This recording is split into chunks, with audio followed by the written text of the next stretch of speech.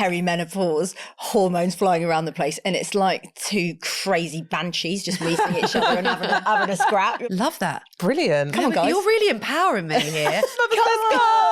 That did not happen with our parents' generation. You could not tell your mum, I think you're emotional. You think what? I think you're getting no dinner. We're cool and we're aware, but we still don't get it 100% right. So we're in between like, shut up. Oh, darling, speak about your emotions. I have to keep sort of telling myself that I'm the grown up. I'm the one that is armed with the emotional capacity to be able to deal with it. I just have to like have a little cry whilst I'm doing the washing and then come out and be like, that's fine. My eldest has always found it difficult to accept me. She constantly pushes boundaries, such as inviting boys over without asking. There is an expectation around loving a child that you didn't birth though. And I found it easy. Some people don't. Children are incredibly intuitive, and stepdaughter might be picking up on the fact that you don't like her mum. I've always been looking for this utopia with her. Oh, I feel emotional. Oh. Your husband, you don't. You love him all the time. Come on, I know I drive Rio nuts at times. Every Sunday night, we check in with one another and we say why we appreciate the other person, things that pissed us off in the week. Jules likes to do it naked. And I'm like, we don't always have to be fucking naked.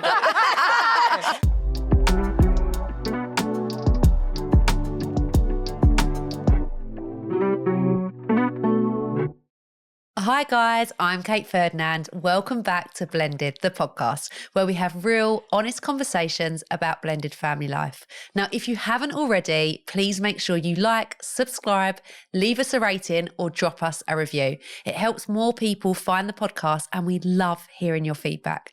Now, I'm joined today by my brilliant co-host, Nathalie, and our guest co-host, Zoe Hardman. You'll know her as a presenter, podcast host, and a mum and stepmum. Zoe, welcome. Yay, this is so nice. So excited to have you here. Yeah, we're so happy to have you here. Thanks so much for inviting me. I'm so happy to be here. Are you? In this giant sofa. I do feel like I'm tiny. I'm going to have to sit up. Yeah, like it's swallows you. No, it does, because I do this as the episode goes on. So you look out for me, I'll look out for you. Okay, I got you. Yeah, thanks for getting me on, guys. It's such a treat because actually, even though I've got my own parenting podcast, we don't really talk about step parenting that much. So when they told me that you'd asked me to come on, I was thrilled. Oh, well, I'm so pleased. I always think, do people really want to come on? Are we like do. forcing them in here? We do, don't we? And it got me out doing the school run, so I'm absolutely thrilled. Result. Yeah, so how is everything going? Because I know you're a stepmom. I've spoken with, we've been in contact. I've been on your podcast. We've done loads of stuff together before. But I don't think I've really actually heard you speak about being a stepmum that much. Yeah. So, listen, I mean, Isla's 12 now. I've known her since she was 15 months old. So there's obviously been this massive journey between the two of us, and actually all of us as a big blended family. We're currently in a stage where we've hit the sort of 12-year-old hormones. So it is a bit like, buckle up, bitches. It's wild. It's wild, isn't it? Yeah. 1 minute I think, oh, here we are, we're back singing in harmony, and then the next it's like door slamming and eye rolling and, all the comments. But actually, God, it's not really about me. And I have to keep sort of telling myself that I'm the grown up. I'm the one that is armed with the emotional capacity to be able to deal with it. So I just have to like have a little cry whilst I'm doing the washing and then come out and be like, that's fine. It's all fine. Because, I don't want to show weakness either. It's so hard though, because listen, teenagers, this is what we have to remind ourselves. And by the way, I'm not very good at this. I'm in my host seat saying this is what we need to do. But really, when you're in it, it's hard.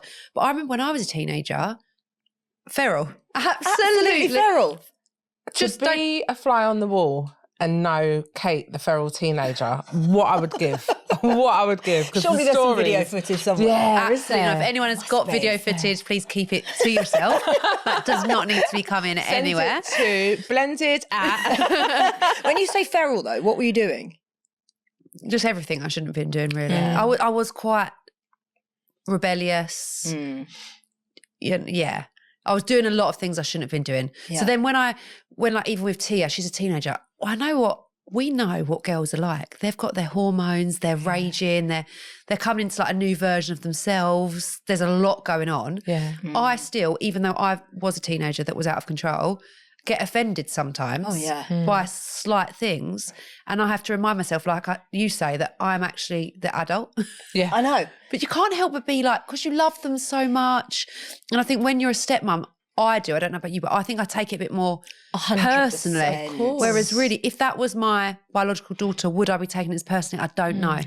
This is the question I ask myself daily. Yeah. That actually, is it loaded and is it pointed at me because I'm her stepmom, or is it just because she's 12 and I'm the mother figure in the house when she's with us? Absolutely. So I don't know. I don't have the answer to that. Yeah, but I think Both, it is probably. that.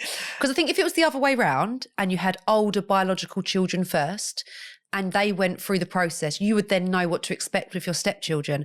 But we're both stepmums before biological mums. Do you see what I'm saying? You're doing teenage stepchildren before you're doing biological stepchildren. Yes. So you're thinking that all of this is, I'm the stepmum. But really, I guarantee when Shay, who's 2 now, who's absolutely wild, when she gets to 12 or 14, she's going to be exactly the same. Yeah. And you're going to be like, this ain't my first rodeo. I've done this shit before. Exactly. Yeah. I think it's probably the first time that I've really felt like a stepmom and slightly once removed. Does that make sense? Even though being a stepmom has always been the biggest journey that I've ever been on and the biggest learning, it's only now that I feel like I've lost her slightly. And I'm not expecting sympathy around that, but I think it's a realization that it's an age thing, that she has definitely put me back behind the barriers, whereas before it was, open all hours, big conversations, whereas now I just feel like I get like a little lean in and a hug, it's not really even a hug, and sometimes she doesn't even say goodbye when she goes, and that does hurt me. At the same time, I have to really try and respect where she's at and not take it too personally. I think to your point though, a lot of biological parents will say exactly the same thing about their children when they get to 12, 13 years old. They shut down a little bit, that childlike dependency, that trust, etc. There's just like a wall that is built, and I've heard that time and time and time and time again from biological parents. So I really do get your point about just telling yourself that story or wondering, is it because I'm stepmom? But I actually don't think it is. I think it's a rite of passage for all parents. It's a shock though, isn't it? When Absolutely. You feel like you've been right there with them. Yeah. And then they say they don't like hugging. Yeah. You think, you did a couple of years ago. You couldn't get enough of it. And But it comes back round. Does it? Yeah, because Tia's okay. 14, so she's a couple of years older than your stepdaughter, and Tate and Lorenz are 17 and 19, and they went through the whole don't hug, and now Tate come in yesterday and they give you the biggest hug, and it's so lovely. I feel like it's a phase, but it's very hard for us parents to adjust to that phase. Isn't it? You feel a bit pushed out, you feel like you've done everything and you're not a priority anymore, and it does hurt your feelings. Are we being oversensitive? Yeah, but I think when you've like brought someone up and you love them and like you've done everything with them, and then all of a sudden it changes, that it's gonna feel different, isn't it? Yeah. But I do voice my feelings. I don't know about you. Like, God, everyone knows how I feel. Just because No. good, happy, No way. And maybe that's sometimes not a good thing. But also I just say, I'm gonna let you know how this makes me feel, so that you can let me know if I'm doing something, how it makes you feel. So if I'm upset that one of them hasn't given me a hug, goodbye, I'll say, excuse me? Yeah. Get back here. Yeah. Don't walk out this house without saying bye to me. Yeah. Like, I'll come back here. Even if I make a joke out of it. Yeah. Just to like know the standards. Do you get what I mean? Because always, if you perform in the same way, with regards to that, then actually there can never be an accusation of anything that you didn't do when they were younger. Like, that's always how I feel. I'm like, don't care if she doesn't want to give me a hug at this moment. I'm always going to be the one that's like I do the same thing. Yeah. I think it's important for us to do that as well. And for me, like, I want a hug. Totally. Even if it looks like a lean. Yeah. A lean Yeah. shuffle. But you know the worst thing is when they get boyfriends and girlfriends. Oh, God. And then they're so good at hugging them and you're like, Excuse me. Yeah. So you can hug. You do like to hug. What about me? But then when they get boyfriends and girlfriends, then they become softer again because the other partner kind of like, they see, especially with boys, I suppose it's different with girls, like with the boys, for me, when they've got girlfriends, they then know how to be softer to women as well. Yeah. Does that make sense? That's so interesting. Yeah. We had this really beautiful moment this morning, actually, which was, I'm so happy that I'm here talking today because we finally had that bonding moment where it felt like the old relationship, and I actually got quite emotional. She came back to us last night and she said, Zoe, like, I've passed all my exams, and she started a new school. She's had to get out in front of it. I'm so proud of her. And she's really applied herself. And the fact that she came rushing back to me and was like, I've done it. And this morning I called her when she was in the car with her dad, and I just said, I just want to say how proud I am of you. And I was like, oh my God, I'm welling up. Like, it was a really beautiful moment for us two together again. Love that. That's So it's lovely. there. Yeah, it's there. Yeah. And to be honest, in her defence, sounds like she's been through a bit of a stressful time recently. She absolutely has. And at 12, you don't really know how to deal with that or how to process it or behave. I think you said something really poignant before, which was that you're the adult and you have the emotional capacity, the wisdom to navigate these situations. But do we? Not all kids have the benefit of having a, emotionally mature, balanced parent. It's what that really is a gift, right? If we can show up and be steady and consistent with children. Oh because my God. some children are being met with completely emotional, immature adults. They're going through puberty and they've got an adult that is just responding in the worst way possible. So it really is a gift to the kids to be able to. Point. Yeah, I find it fascinating and hilarious that just at the moment that your kid's going through the biggest hormonal change in their life, so are we as women, perimenopause, hormones flying around the place, and it's like two crazy banshees just meeting each other and having a scrap. You're like, oh my God, the timing of this is impeccable. I mean, it's brutal. It's God's comedic timing, right? Yeah. And everything's new for you. If you're perimenopause and you're adjusting and everything's new to you. So even though you say, you're emotionally regulated adult, it's hard. Yeah. You have to practice it as an adult as well. It's you not have a given. Because you can't, if hormones are flying all over the place, oh my God, yes. you don't always get it right. I know I don't always get it right. I'm not going to sit here and be I'm always really emotionally regulated. Yeah. I am not. Yeah. Sometimes, they come to me and I'm A1. I think, God, I'm bloody good. Nailed that. Yeah, got that one. And sometimes I'm emotional, erratic. But I think that's just part of being a woman. But also I do acknowledge it if I've been a bit wild. Me too. Yeah. That's a really important piece of parenting though, right? Absolutely. Isla said something to me the other day. We were having a bit of a round. She went, well, everyone in the house thinks you're really emotional. I was like, oh God, I've got two ways of playing this. I can either go, no, they don't. Or I can go, oh gosh, I'm so sorry. Yeah. It's a really bad day for me. And she was like, it's okay, Zoe. But I sort of needed to hear it. Yeah. Sometimes totally. we need to be checked even by our 12-year-olds. I think this is a massive difference as well between our parents' generation and us and the next generation. I feel like we are the first generation to actually admit that we're wrong and have some kind of accountability, because that did not happen with our parents' generation. You could not tell your mum, I think you're emotional. You think what? I think you're getting no dinner. That's what I think. A clip round the ear. And a clip round the ear, get out of my face. But now I think there's this whole thing, right, with millennial parents being basically the coolest generation of parents. And I think we should claim that. We definitely should. We should claim it. Yeah. 100%. No, it's like we're cool and we're aware, but we still don't get it 100% right. So we're in between shut up.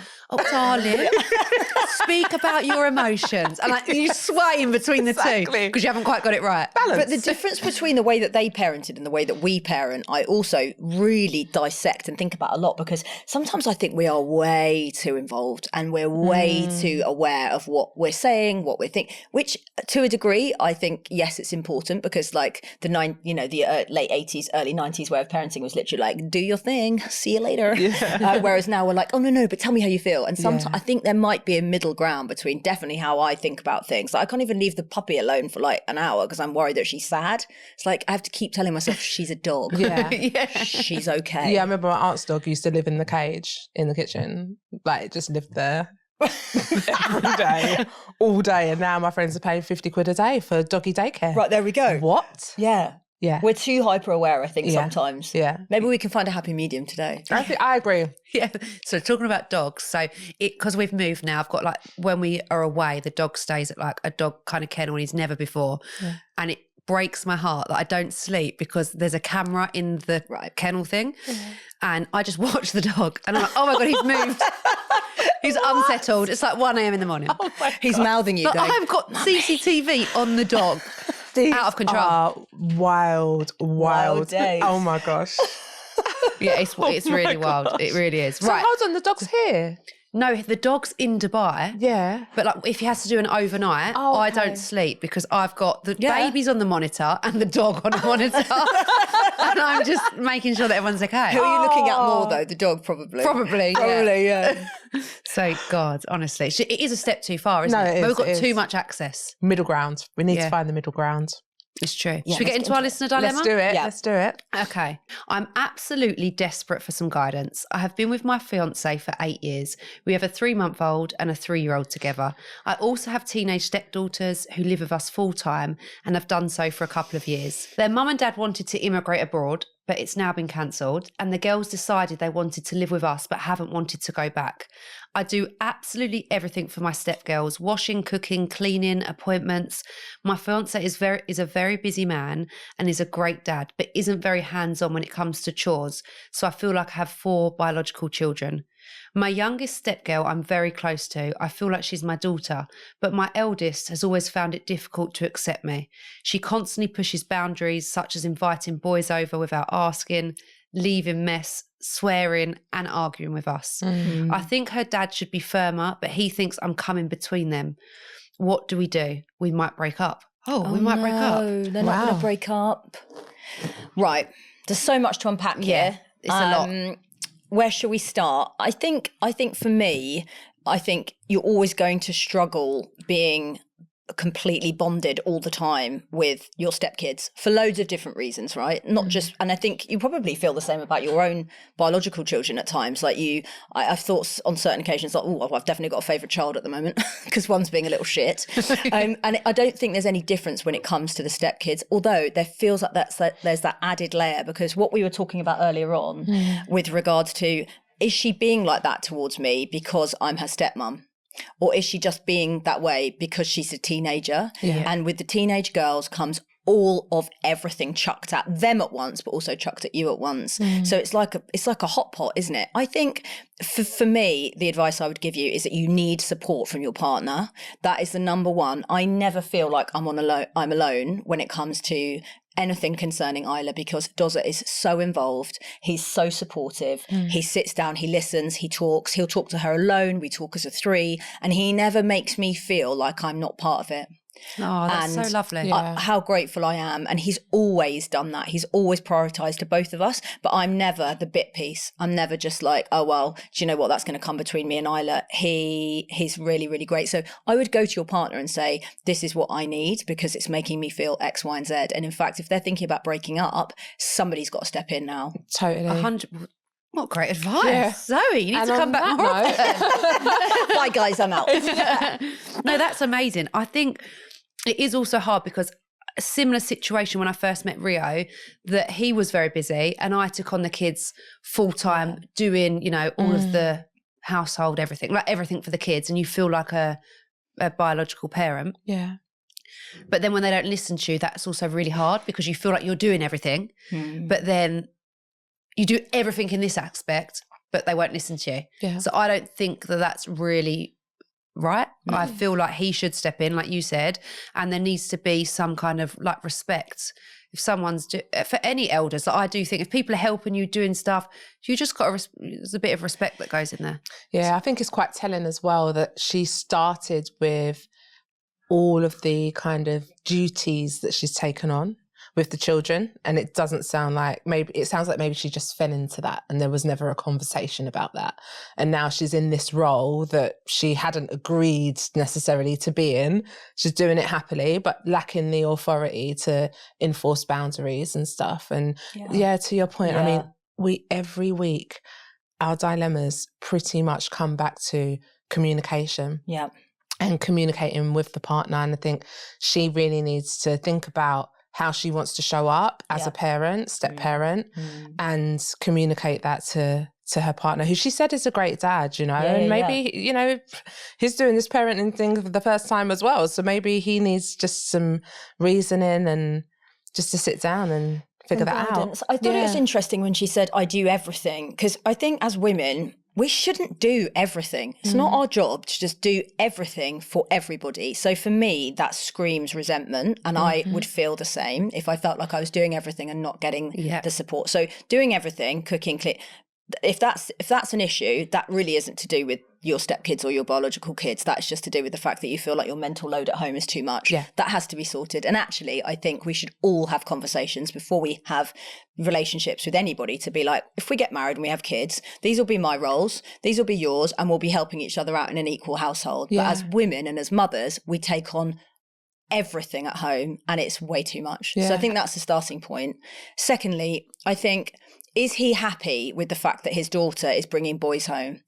Because if he's not happy about it, he needs to step in and back up. If you're a step parent and you're alone and you're trying to discipline your stepchild and you haven't got the support of your partner, no way in hell is she going to listen to you. And also, if he is happy with it, well, go on for him. Because why are you happy with your daughter bringing boys back to the house unannounced without asking? That's a respect thing, right? Yeah, absolutely. Absolutely. I think it comes down to like house rules as well. Totally. Like as in, we've got this, not rules, but like standards. Yeah. We've got this certain set of standards that we live by in the house. And when anything drops below that level of standards, a conversation needs to happen. Yeah. And I think, have they discussed their standards? Because if the dad is fine with it, they've got the stepmom and the dad have got different standards. Yeah. And that is where like issues come, I think. Absolutely. Agreed. Yeah. Absolutely. Is there a space for the two of them to talk to somebody else as well? I love therapy. Me and Doz have therapy every week. Our therapist, Michael, is saved us, saved our marriage, saved our life. Is there a space if they can afford it, or they go to the NHS and try and get, some support there for those two? Because sometimes you need a safe space to be able to share how you're truly feeling. Yeah. And maybe this person hasn't been able to speak for a long time and it's now bubbling away. We've got to help them with their marriage because it seems like she doesn't want to go. Yeah. But if they're nearly breaking up, guys, we need to do something, the three of us. What are we going to do? Also, another point, you said something about the mental load, and perhaps if her mental load was lessened over there, she would have more capacity to deal with the daughter, to have these conversations. But when you are bogged down with the running of the house, all of the admin, the appointments, you're ferrying everyone around, you're the Uber driver, you're the chef, you're doing everything. Maybe just her capacity is like up to here. Yeah. So she needs to think about how she can reduce some of that. And then maybe her capacity over there will increase. Absolutely. And also, her stepdaughter needs to have some respect for her. Yeah. And I think when the respect goes, that makes you feel like you've got somebody in your house that's basically going, every time you turn, I just flick the bird, for those of you that can't see it. It's like, and actually her husband needs to say, you need to respect your stepmom because she's doing everything for you. So 100%. Let's bring that back in. Yeah. Or like, stop doing everything for her. Sometimes I don't think we realise how much people do for us until they stop. So I know this is such a good point. This isn't really like the best parenting tip, but it is something that I do with sometimes. I'll just say, all right, so that's how we're going to be, then I'm cool. Yeah. But we're just going to go along this. And then lo and behold, the kids go, okay, can we stop now? I get it. I get it. Yeah. I get what you're doing and I'm sorry. Or like Tia, she went for a stage just saying, I just don't know. For any single thing. So then I just started doing it back. So she'll be like, what's for dinner? I'll be like, I don't know. She'll be like, no, but what is it? I'm like, I just don't know. No. What time's netball? I don't know. Who's getting me? No, Kate, please. Who's getting me for netball? I don't know. It's irritating, isn't it? I don't know. And then she's like, no, please, Kate, please. I say, okay, so now you know how it feels when someone's trying to do something for you and they're trying to help you.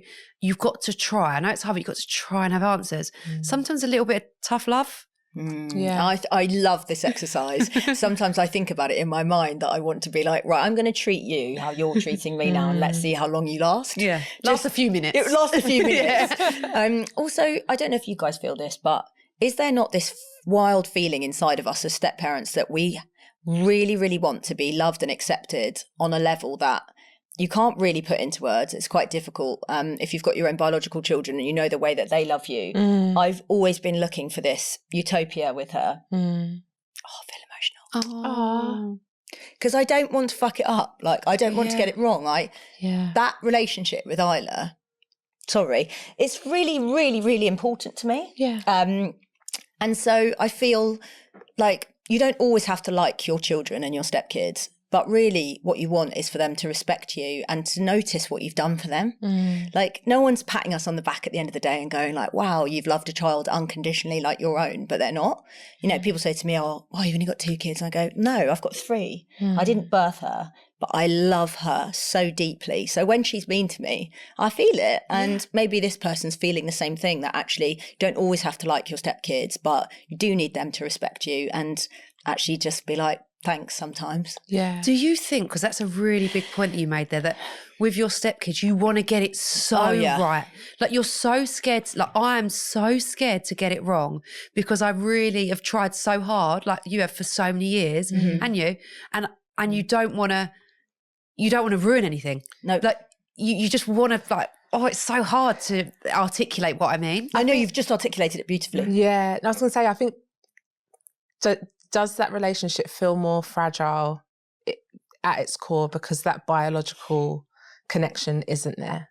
And maybe it's an easier connection to sever because that isn't there. That will be the biggest devastation of my life. And you can't help in your darkest moments to go there. Yeah, maybe with biological kids, I don't have biological children, but maybe with biological children, that argument, you know, the comments might just go a little deeper and you're not handling it as carefully because you're like, you're my kid, you're not going anywhere. But with a stepchild, there's always that kind of thing in the back of our minds that you could just outright reject me and maybe it wouldn't mean that much or matter that much to you.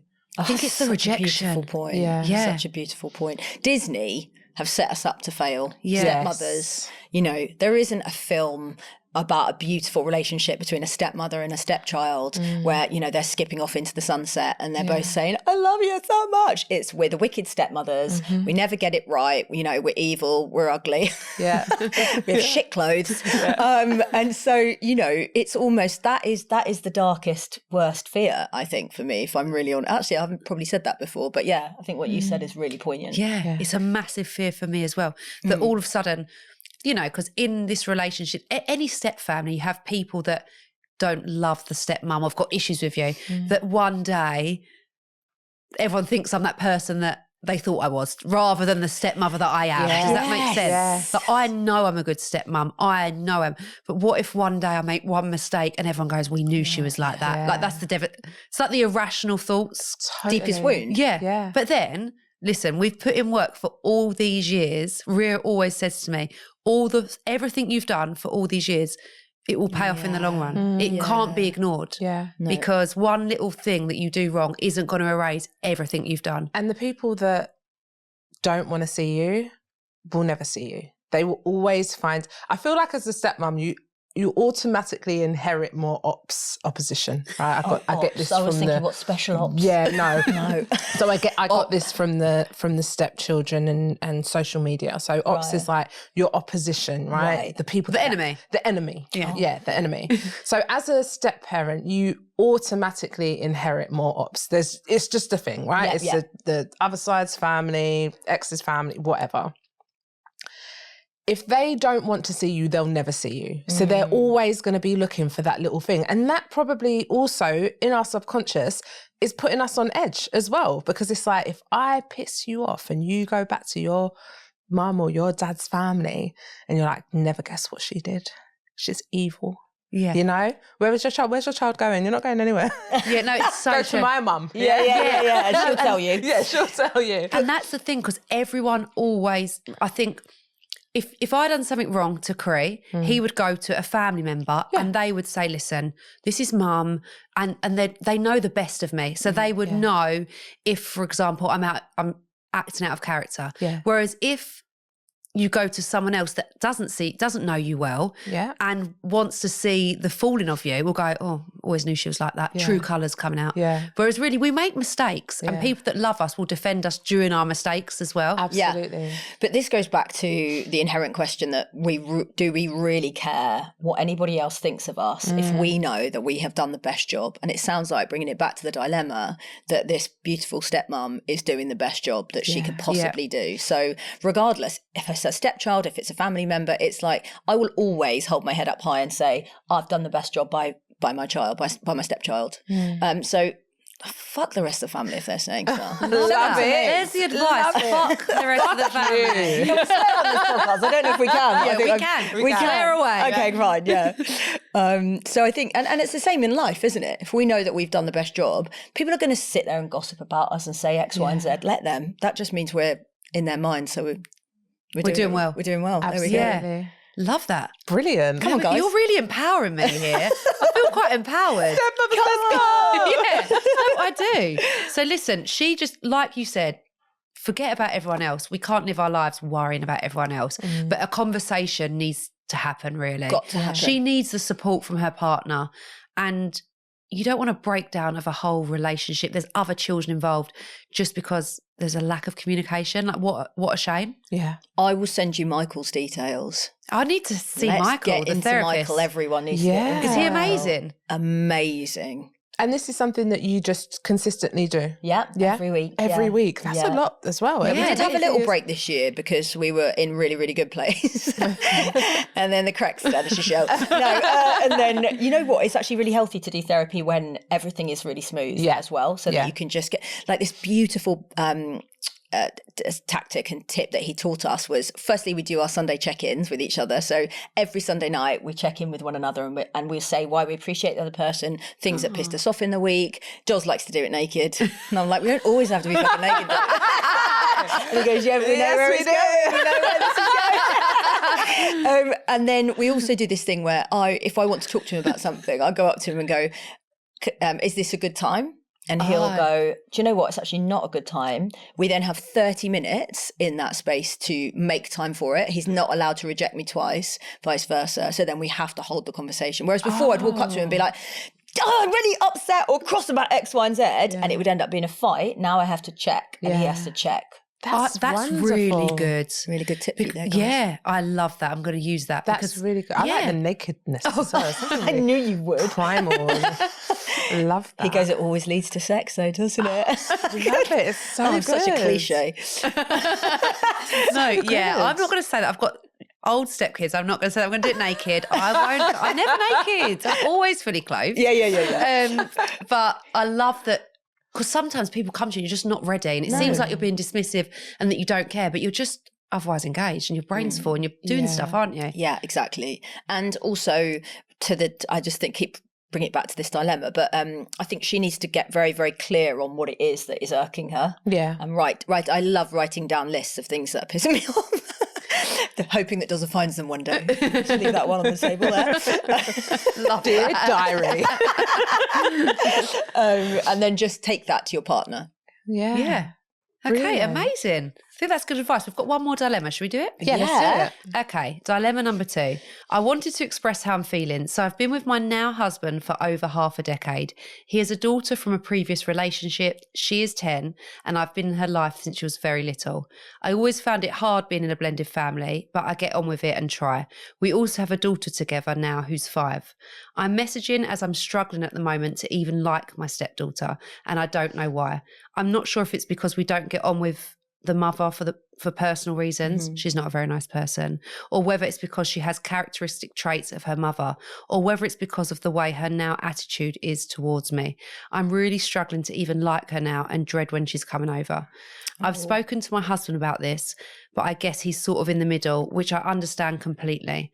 I just wondered if you had any advice at all. It would be much appreciated. Thanks a lot. Oh, I think that's so brave to admit those things, firstly. Yeah. I'm sure there'd be lots of people that wouldn't ever say that out loud. So thanks to the person that sent that in, because that is really hard to admit it. But you have admitted it, so let's try and get out in front of it. Do you want to start us off? What are you thinking? I don't know. My thoughts immediately went scared about what she's going to say. somewhere that isn't too compassionate, and it was like, okay, you need to put your big girl pants on and kind of deal with this. But I think I went there because she hasn't really given any examples other than having some issues with biomum. So that to me sounds like all I have to go off is that she's projecting her issues with biomum onto this child because she's given me nothing else. No, but do you know what I think it is, Nats? I feel like when you've had kids from a young age, like you said, they kind of do everything you say, kind of, and they love you, and they're just little people that follow you around, yeah? And they're obsessed with you. And then they get to this certain age and their personalities start to come through and they're experimenting with who they are, and you don't like them all the time. But it's not the final version of them. Yeah. They're just like in kind of the making, aren't they? Yeah. So I think it's okay for her not to like her a little bit. Like, it's fine. Yeah, but put your big girl pants on. That's why I've defaulted there. To the point that you made earlier, she's the adult in this situation, right? Adults have children because we are hopefully fully formed, kind of balanced, able to regulate ourselves and can hold space and, allow children to go through these phases without being too triggered by it. Like, I don't know. We might experience, we're humans, we're going to experience emotions and self-reflection and ask questions, but there is also just kind of put your big girl pants on and deal with it. Because there's nothing tangible here for me to go off of other than me and the bio mum don't, have had some problems. But she was saying that her now 10-year-old stepdaughter is not being very nice to her anymore. So I think all the time that the kids are being nice to you and you have a good relationship with them, it's easier, right? The minute that blockade comes in, you start thinking, oh God, firstly, is bio mum maybe poisoning the daughter? Maybe, like she said, she's not a very nice person. I don't know. I'm just sort of evangelizing and thinking about it. Is it a case of her feeling maybe threatened, thinking that she might replace her mum? There's a lot of that. I've heard that so much. That's come out a couple of times at home. The fact that I don't want you to replace my mum, and I've had to hold that, and I said that that's absolutely not what I'm going to do. I think it's not her fault. And I think you need to hold that, the lady in the dilemma, that it's not her fault. She's 10 years old. She's figuring out a lot of stuff. That is the age where the hormones start kicking in, the big questions and the conversations start happening. And she's probably not able to articulate how she's feeling. Is there an opportunity for those two to spend some time together, just one-on-one? Because you don't have to like your kids, stepkids all the time, but you do have to try and form a bond. Yeah, it's true, isn't it? Very well said. Yeah, really well said. I think it's like about... What do you think, Kate? No, I think you're right. I was just, it's going around in my head. I'm thinking, what do I actually think? But I think you're right. It's about remembering what you liked about each other. We said this earlier, and bringing it back to that and spending some time together and being clear about who you are, what your position is as well. Because if there's a lot of noise from the outside world, that really clouds how children think, like you said. So it's good just to say that I've been through it with all my stepchildren. I'm not, like, you can love me and you can love your mum, and mum's always going to be number one. Obviously she's not here, but you loving me is not going to take away from you loving mum. Right. Yeah. And you loving mum isn't going to take away from you loving me. Because we're two separate people, and there's space for you to love both of us. Yeah. But I think that's the outside noise. So, like you said, it's good. It's good to remind them of that. And maybe remind her of putting your own feelings aside and just offering some positive reinforcement about the mum, because I think children are incredibly intuitive. And stepdaughter might be picking up on the fact that you don't like her mum. So you don't like my mum, I don't like you. Yeah. That's such a good point. Yeah. That's such a good point. Isla's mum is absolutely wonderful. Her and I are really close. I really, really like her. How special. And it's been such a big journey, but I really do think she's an absolute superstar, and it's quite nice for us to have that. And I sometimes say to Isla, I'm like, me and your mum have caught up and we've had a conversation. She's always a bit like, what? And I'm like, we talk, we went round there and had lunch, like it does happen. And it's really nice for her to feel it. And then suddenly she's like, oh, right, okay, we're all one big blended family. And that's really great. I would say to the woman that wrote in, are you feeling insecure and are you feeling threatened? First question, I always ask myself that. If anything comes up, I go, right, what's happening here? Am I feeling insecure? Do I feel like she's saying stuff do I think, no, it's none of that. I'm feeling insecure. What am I feeling insecure about? Do I feel like I've got no backup? Do I feel like I'm not getting it right? What's going on? Ask yourself those questions. But really and truly, you have got to think this is about that 10-year-old girl. She's 10 years old. There is a relationship in there for you two. You've got to try and find it. The other day, me and Isla, we just went off and played tennis, the two of us. I put Luna and Kit down. They stayed with their babysitter Taylor, and me and Isla just had an hour and a half together. And I was like, there she is. There we are. Doing something active, doing something fun together, creating that space for the two of you will bring you closer again. And just putting everyone, because it's not like there's younger siblings. Younger siblings do muddy the water. And you have to show the older ones that you've got time for them as well. And it's hard when you've got young kids because they take up a lot of your time. So like you said, it's good to have that time. And also, kids go through phases. It's okay to have a week or 2 weeks where they're driving you nuts and you're at each other, you're you're butting heads a little bit. Like me and Tia, we have these little moments. Yeah. She won't mind me saying, well, we just butt heads for like 4 days and we both don't know what's going on. And then it's like, we're all right now, aren't we? And then we're fine. But it's just like emotions, different times of the months. Like there's so much going on. Yeah. Like, do you love your, oh, sorry. But do you let me just think about this. Your husband, you don't. You love him all the time. You like him all the time. Come on. I know I drive Rio nuts at times and he drives me nuts at times. Same. And you just have these little moments for a few days where you're just annoying each other and then it passes. It's the same with kids. But there is something deeper on this dilemma, which is somebody coming in and threatening your unit. And let's just say it. That's giving me goosebumps. But like, that is a massive, massive thing to unpick. And you, by the way, you're allowed to feel that, but that's what it is. It's somebody coming in and threatening the unit that you have with your husband and your biological children. Yeah. So we have to figure that piece of the puzzle out. And I do think that even at 10, you could sit down with your stepchild and say to them, do you know what? I'm really feeling this. Are you feeling it?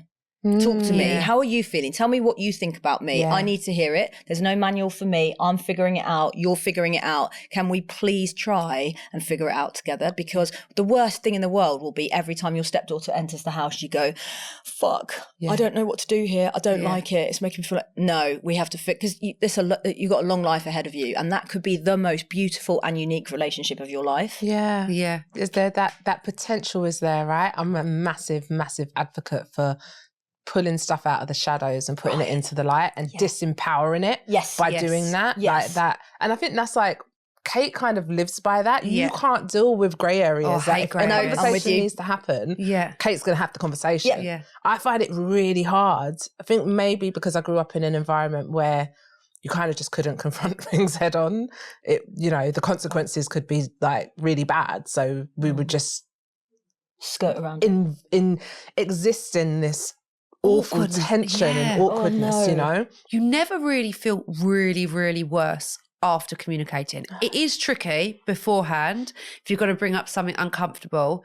But if you both want to make amends. It depends how the other person It depends responds. how the other person feels. Yeah. That's the thing. Like if you both really want it to work, you normally can come to a middle ground, but we just don't know how the girl feels. But I think sitting down, telling her you love her, telling her you want it to work, like you said. Yeah. And figuring out a plan. Yeah. Yeah. Yeah. And I think that whole other piece, which not many people talk about, and that is, you know, how she feels about the biological mum.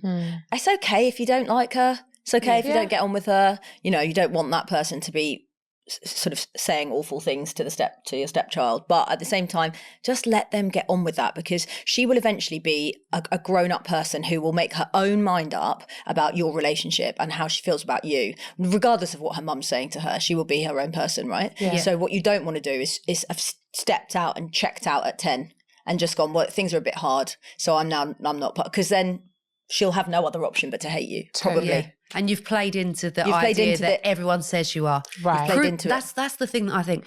Whenever it's hard, remember who I am at the core. Remember who you are at the core and be that version. Yeah. Don't let everyone else's behaviour make you the person they want you to be. Yeah. So true, Kate. Yeah. It is so true. It's true, isn't it? It's also exhausting, existing, feeling like you have to constantly prove that you're not.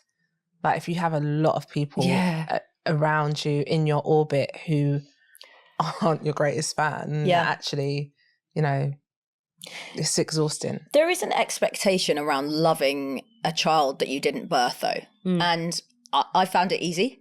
Some people don't, and that's absolutely okay too. Like we haven't got a manual to go to be like, chapter 1, how to love a child that's not biologically yours. Like it doesn't work out like that. And I think some people find that bonding process like difficult and hard, you know, but we're just supposed to just get on with it and just do it. No, she might have to go and chat. Here we go again. She might have to go and talk to someone about it. She might have to. Yeah. Something I want to take out the shadows and put in the light as well is, go on. If we go by if we look at the number of people who have had really difficult, strained relationships with parents, the amount of children that are cared for, I don't think this is only an issue with step parents. No. I think biological parents also massively feel disconnection from their children, maybe absence of love. and it seems to be a human experience. Yeah. As opposed to just an experience of step parents. And did you experience that? No, with Cameron, I loved that boy from the second I laid eyes on him. But he is... But in your own your... Oh, with my parents, yeah. So my dad acts like I don't exist. I was dealt a shorthand, I think. But I also don't feel any connection or love towards him. Like if he died tomorrow, I'd probably... Would you be sad? No. But I think you might mourn what you didn't have. Would you be sad? No, I've done that already. Have you? I've been through my dark night of the soul and had loads of therapy about what I didn't have. I think I've already done that. I think I would deal with some thoughts and, maybe emotions, but I was having a conversation with our producer about this yesterday, actually, about losing some people in my family recently who I was just not connected to. And I was more concerned about the lack of emotion that I was feeling and questioning myself about how little I felt. And I think if I lost my dad, it would be the same. And then my mum and I have had really strained, difficult relationship. I wouldn't say that she doesn't love me, and we love each other. Yeah. But the way that she loves, I've really struggled. Our love languages are completely different, right? So I might not have always felt love. How fascinating then that you've taken your experience with your own parents and done the complete opposite with your stepson. Stepson. Yeah. Isn't that a beautiful lesson? Absolutely. Isn't that the most wonderful learning that we can take from our own childhood? That we take all the good bits and then we take the ones that weren't necessarily executed in the way that we wanted them to be delivered, and we do the opposite. And we try to do the opposite with our own children. I love that. Yeah. Isn't it? Take the best bits, get rid of the shit. Yeah. I'm just a love bug. I'm just I really love and connection, and I think I really value those things maybe because there was an absence of them, right? So as I've grown into an adult, I'm like, I just want to cultivate these. I tell my friends and even I've got work colleagues, not at work, but the friends that I've made at work, and I'd be like, love you, bye. I'm exactly the same. I'm exactly the same too. Yeah, but I think it's about, and that makes you a good step parent as well, because you've got this love. Yeah. You might not have felt certain things when you were growing up, so you don't want any child to feel like that. So you love them in a way that you wanted to be loved. Yeah. It's a part of healing. Yeah. So actually that makes for a really good step parent. Yeah. Yeah. I hope so. Such a good point. Also, imagine to this person, imagine there is a world where her and her partner don't make it, and her partner might go off and meet somebody else, and her biological children might have to go and step into another household where there is another woman. And so would you want, with her own stepdaughter who's 10, would you ever want that stepmum to feel that way about your own child? No. So you've got to figure it out. Yeah, there is an answer. Do you know what I mean? Yeah. Let's hope it doesn't happen, but there is a universe that it does. Yeah. Love that. Yeah, guys, me too. You need to come back. I want to come back, guys. Space for me. Honestly, you're so good at this. I know. It's a bit too good for my liking. Get out of here, actually. Okay, mate, thank you so much. I've loved it. Thank you. We've loved having you here. Absolutely loved it. You've been incredible. And I feel like you sharing just your little feelings and stuff will help so many people. Yeah. I love chatting about it. And if anyone listening wants to talk about it, they can drop me a message, because we're all in it together, guys, right? Yes, absolutely. Thank you for having me. Thank you guys. Are so brilliant. You're the most wonderful advocates for step parents, and it's such a joy. Aww. Everyone's been really nice to you. I don't know how to take it. We're all being a bit lovely. Thank you so much. Guys, I hope you loved that episode as much as we have loved it, because it's been amazing. Zoe's been an amazing co-host. So if you are watching on YouTube, please remember to subscribe and comment, rate, review. Please do that, because it helps it reach other people that really, really need it. And we will be here at the same time, 7 a.m. next Wednesday. Bye.